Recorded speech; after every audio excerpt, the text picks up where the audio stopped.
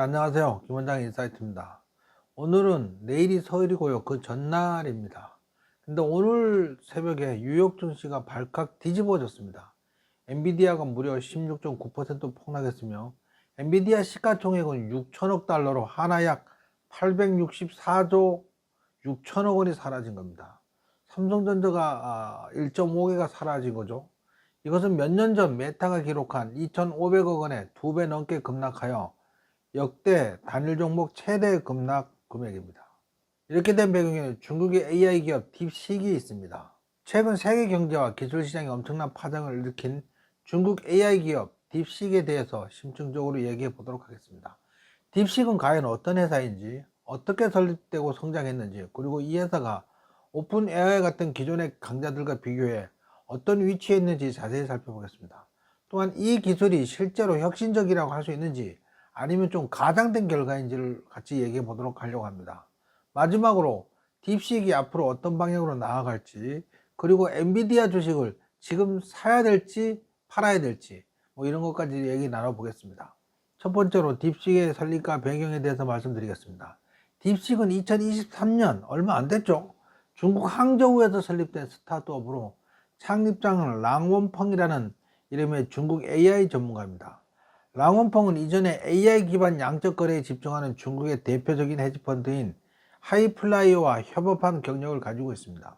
이러한 경험을 바탕으로 그는 딥시크를 설립하여 AI 기술의 새로운 가능성을 열어가고 있습니다. 딥시크는 설립 초기부터 엔비디아의 고성능 AI100 GPU 칩을 대량으로 확보하여 기술력을 빠르게 강화했다고 합니다.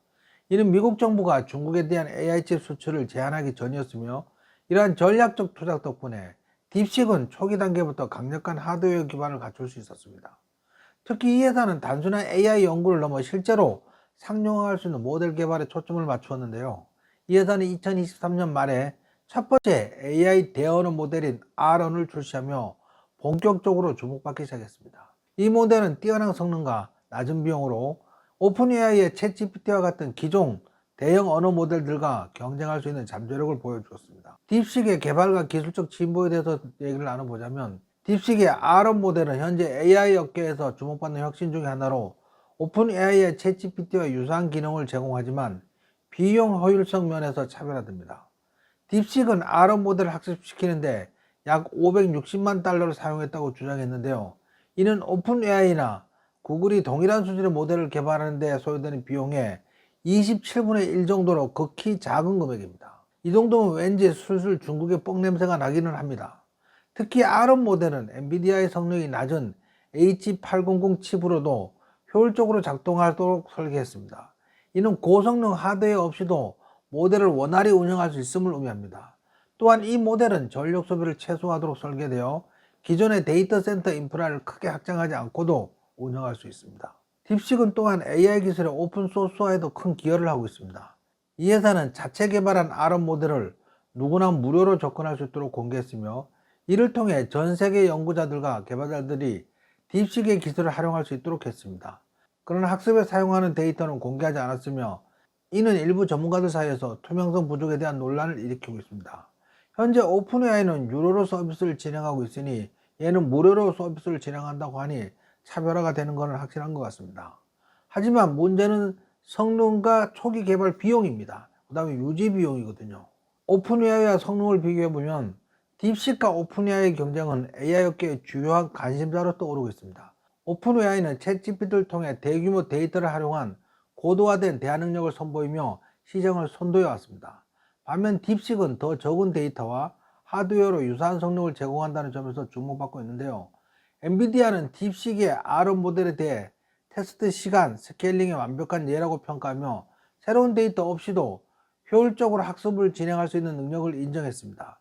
그러나 일부 전문가들은 딥시크의 기술이 가대평가되었을 가능성을 제기하며 실제 성능이 오픈 AI를 완전히 따라잡기에는 아직 부족할 수 있다고 지적했습니다. 딥시크의 기술은 혁신적이라는 평가와 과장되었다는 비판이 공존합니다.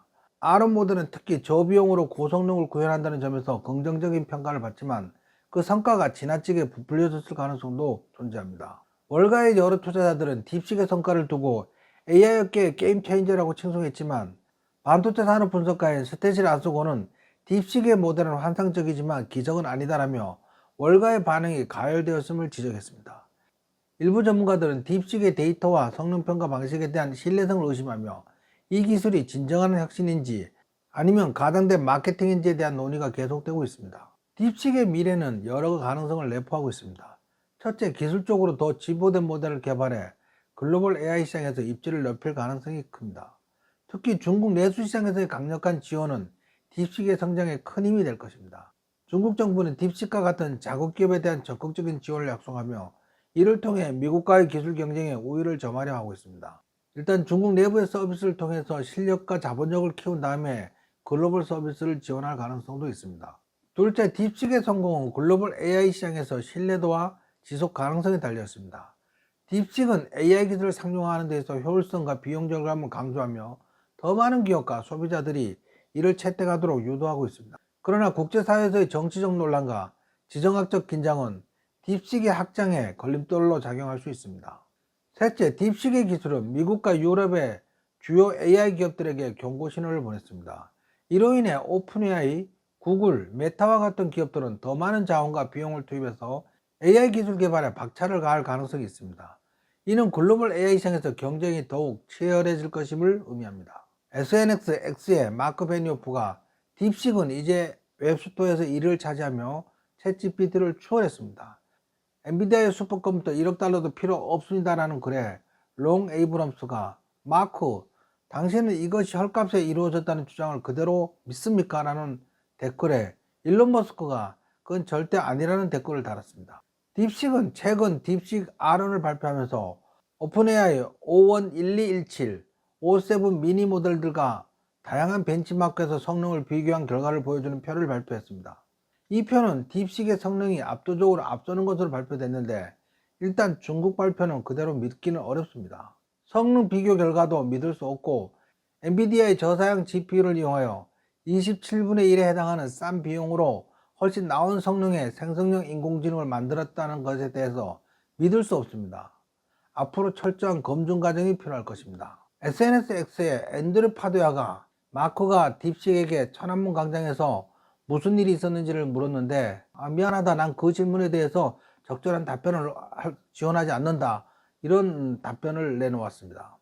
저는 개인적으로 엔비디아가 17% 급락한 지금이 가장 싸게 살 둘도 없는 기회가 아닐까 생각합니다. 물론 이것은 저의 개인적인 내피셜입니다. 그러니 매수에는 조심하시기 바랍니다.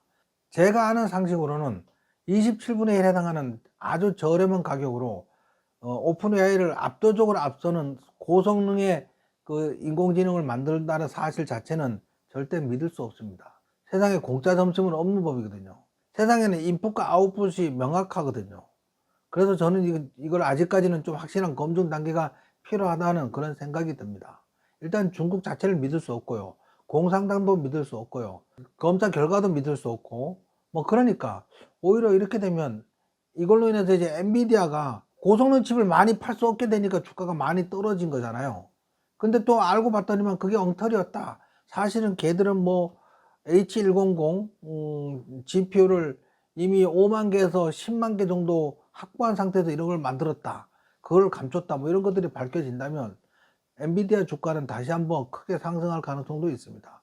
그래서 조심스럽게 말씀드리긴 하는데 엔비디아에 가장 싸게 살 둘도 없는 기회가 아닐까 이렇게 생각합니다. 자, 명절 잘 보내시기 바랍니다. 이상 기본장의 인사이트를 마치겠습니다.